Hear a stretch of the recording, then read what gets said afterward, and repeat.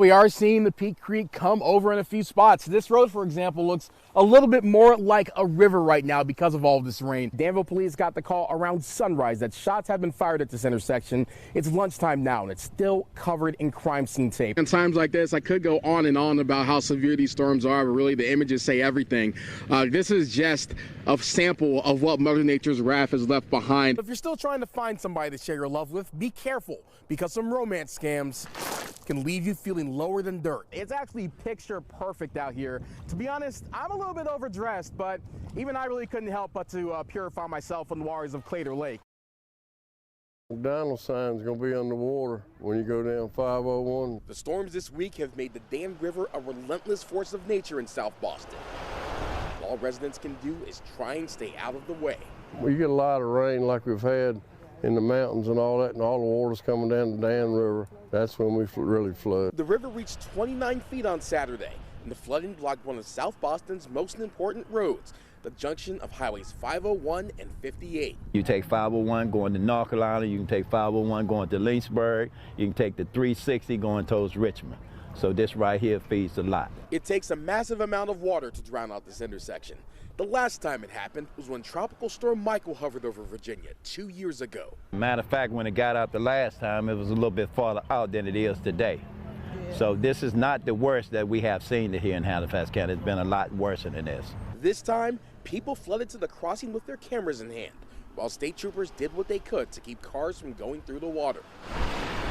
The Dan River will likely stay high in South Boston through the weekend, and some people can't wait for it to go back down. These people here, they got to move all their stuff out, and all the floods these stores and bottom and stuff. It's a pretty good flood. We got a lot of rain. In South Boston, Taj Simmons, 10 News, working for you. St. Patrick's Day is normally a joyous time in Roanoke. This year, the floats and family fun are gone due to the COVID-19 crisis, but some businesses try to keep the party going. A green wave still trickled into Martin's restaurant for its annual block party. Owner Jason Martin said via text message this is always the most important day of the year for his restaurant. Some patrons, such as Monty Williams, said they made their way to Martin's to keep the restaurant from struggling. Support our local businesses, but also be very mindful of the true risk that exists with this COVID-19. Elsewhere in downtown, Corned Beef and Company held a similar celebration. Jefferson Street crowded up outside of the restaurant for this gala get-together, filled with people like Thomas Hickman, hoping to keep a social life in this time of social distancing. Pretty determined with everything going on. I figured it'd still be able to come down here, be in good spirits. The green beer flowed, but so did the cleaning products. Martin's put hand sanitizer at the gate, and both restaurants installed hand washing stations next to the portable toilets. Williams said he can't wait to celebrate St. Patrick's Day the normal way next year, although he understands why it got canceled this year. I think it's the right call, and I think we're going to look back on this and realize that those were the right decisions. In Roanoke, Taj Simmons, 10 News, working for you.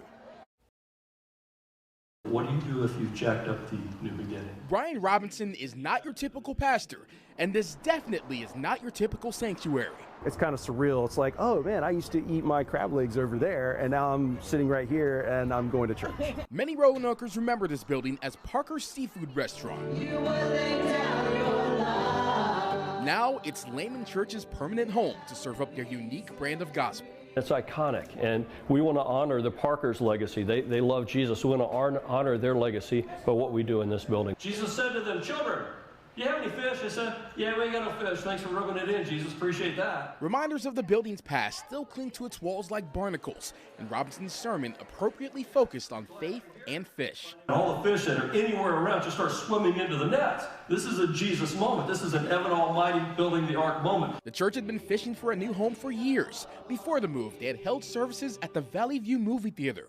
Layman's congregation said they're elated to have a place to drop their anchor. It's nice to be able to come to a home every week where you can kind of go, oh, this is refreshing. This is my house. This is my house of worship. The building now has a new name, the Church at Parker's, and Robinson hopes it can become a beacon of faith for years to come. We went from a tiny building to a theater, and now we're here, and it's like growing up. I feel like I'm an adult now. In Roanoke, Taj Simmons, 10 News, working for you.